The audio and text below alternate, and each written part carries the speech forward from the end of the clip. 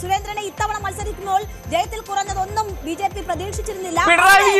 മുഖ്യമന്ത്രി പിണറായി വിജയൻ ലീഡ് ചെയ്യുന്നു. പിണറായി വിജയൻ ലീഡ് ചെയ്യണം 1536 വോട്ടുകൾക്ക്. 1536 വോട്ടുകൾക്ക് പിണറായി വിജയൻ ലീഡ് ചെയ്യുന്നു. 7ാമത്തെ റൗണ്ട് പൂർത്തിയായപ്പോൾ പിണറായി വിജയന്റെ ലീഡ് 1536 വോട്ടുകൾക്ക്. അങ്ങനെ കേരളത്തിലെ മുഴുവൻ CPM-കാർക്കും ആശ്വാസമായി. പിണറായി 7ാം റൗണ്ടിൽ ലീഡിലെത്തിയിരിക്കുന്നു. പിണറായി 6 റൗണ്ടിന് പുറകിലായിരുന്നു. ഇപ്പോൾ 7ാം റൗണ്ടിൽ 1736 വോട്ടുകൾക്ക് പിണറായി വിജയൻ ലീഡ് ചെയ്യുന്നു. ധർമ്മടത്ത് തിരിച്ചു പിടിക്കുന്നു. അബ്ദുൾ റഷീദ് പറഞ്ഞ പോലെ താൻ 6 റൗണ്ടിലെങ്കിലും മുന്നിൽ നിന്നല്ലോ, അത് തന്നെ സംബന്ധിച്ചിടത്തോളം വലിയ വിജയമാണ് എന്ന് പറഞ്ഞ പശ്ചാത്തലമാണ് ഇപ്പോൾ പിണറായി വിജയൻ ഏറ്റവും ഒടുവിൽ ഈ ഇതുമായി ബന്ധപ്പെട്ട പോളിംഗ് കൗണ്ടിംഗ് ആരംഭിച്ച ശേഷം ആദ്യമായി ലീഡിലേക്ക് വരുന്നു. പിണറായി വിജയൻ ലീഡ് ചെയ്യുന്നു 1736 വോട്ടുകൾക്ക്.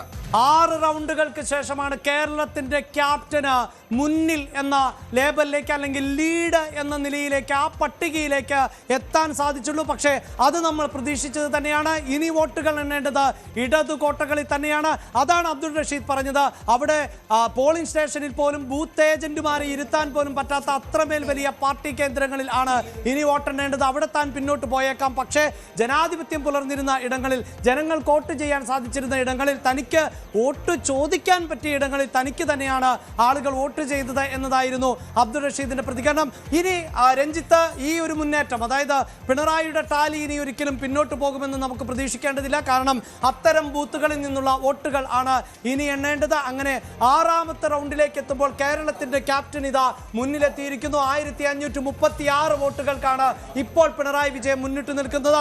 ഒരു പക്ഷേ 7ാം റൗണ്ട്, 8ാം റൗണ്ട്, 9ാം റൗണ്ട് അങ്ങനെ പൂർത്തീകരിക്കുമ്പോൾ ആ ലീഡ് മാറും. പക്ഷേ അവിടെ പിണറായി വിജയന് നേടാൻ സാധിക്കുന്ന ഭൂരിപക്ഷം തീർച്ചയായും രാഷ്ട്രീയ കേരളം മാത്രമല്ല CPIM കേന്ദ്രങ്ങളും വലിയ തോതിൽ ചർച്ച ചെയ്യും എന്നതാണ് എടുത്തു പറയേണ്ടത്. 10 വർഷം അധികാരത്തിലിരുന്ന മുഖ്യമന്ത്രിക്ക് സ്വന്തം മണ്ഡലത്തിൽ എത്ര ഭൂരിപക്ഷം നേടാൻ സാധിച്ചു എന്നത് തന്നെയായിരിക്കും വരും മണിക്കൂറുകളിൽ പ്രധാനപ്പെട്ട ചർച്ചയായി മാറാൻ പോകുന്നത്. അങ്ങനെ ധർമ്മടത്ത് ആശ്വാസമാകുന്നു CPM-ന് എങ്കിൽ തളിപ്പറമ്പിൽ ഇപ്പോഴും സാഹചര്യം വ്യത്യസ്തമാണ്. പയ്യന്നൂരിൽ സാഹചര്യം വ്യത്യസ്തമാണ്.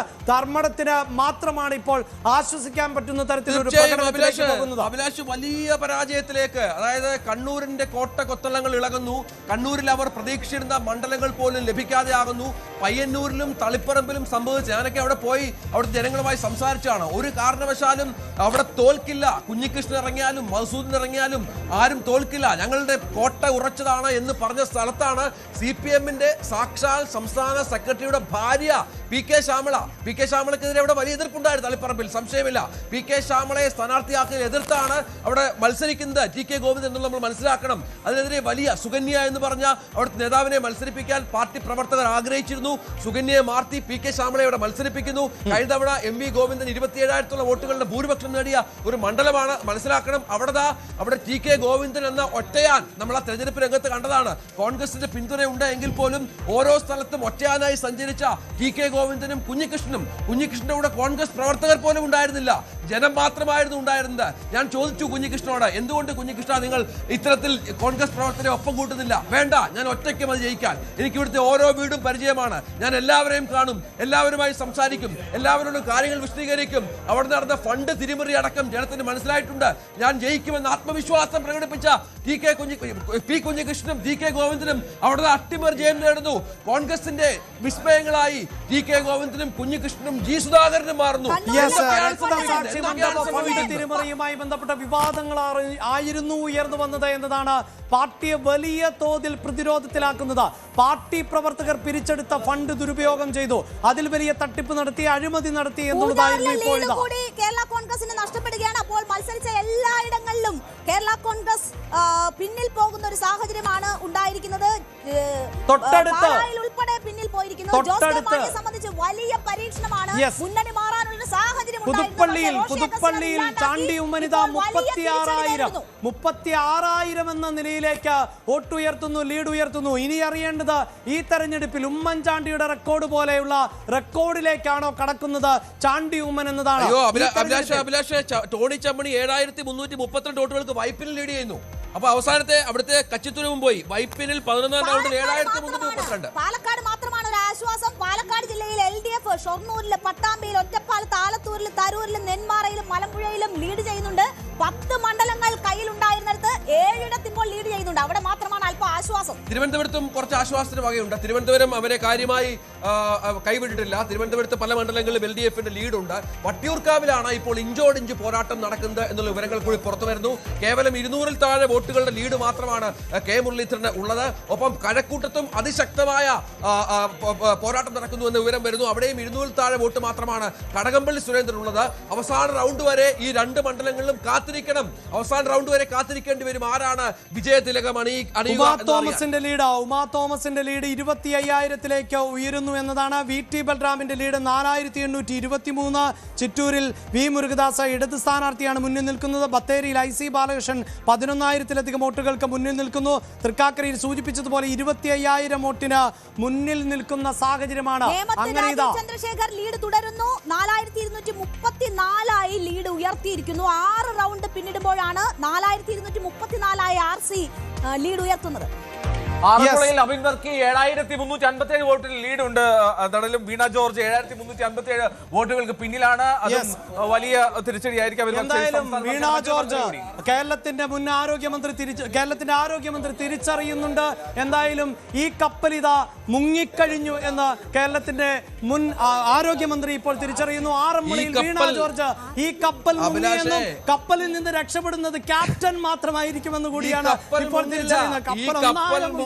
ഈ കപ്പൽ മുങ്ങില്ല. ഈ കപ്പൽ ഒരു ക്യാപ്റ്റൻ ഉണ്ട്. ആ ക്യാപ്റ്റൻ ഇപ്പൊ മുങ്ങി ക്യാപ്റ്റൻ കഷ്ടിച്ച് നീന്തി രക്ഷപ്പെടും.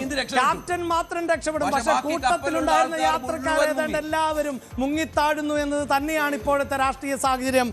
രഞ്ജിത്ത്, അതിൽ ആറന്മുളയിൽ നിന്നുള്ള ആരോഗ്യമന്ത്രിയായിട്ടുള്ള വീണ ജോർജ് ഉണ്ട്, കളമശ്ശേരിയിൽ നിന്നുള്ള രാജീവ് ഉണ്ട്, കൊട്ടാരക്കരയിൽ നിന്നുള്ള മന്ത്രിയടക്കം ഇപ്പോൾ മുങ്ങിത്താഴുന്നു. അങ്ങനെ മന്ത്രിമാരൊന്നടങ്കം ആ കപ്പലിൽ മുങ്ങിത്താഴുകയാണ്. അവിടെ CPI-യുടെ ചില നേതാക്കൾക്കും കഷ്ടിച്ച് നീന്തി രക്ഷപ്പെടാൻ സാധിക്കുന്നു എന്നതിനപ്പുറത്തേക്ക് ക്യാപ്റ്റൻ നീന്തി രക്ഷപ്പെട്ടു. ആ കപ്പൽ മുങ്ങി, ക്യാപ്റ്റൻ നീന്തി രക്ഷപ്പെട്ടു. കൂടെ ഉണ്ടായിരുന്ന അണികളെല്ലാം മുങ്ങി താഴുന്നു.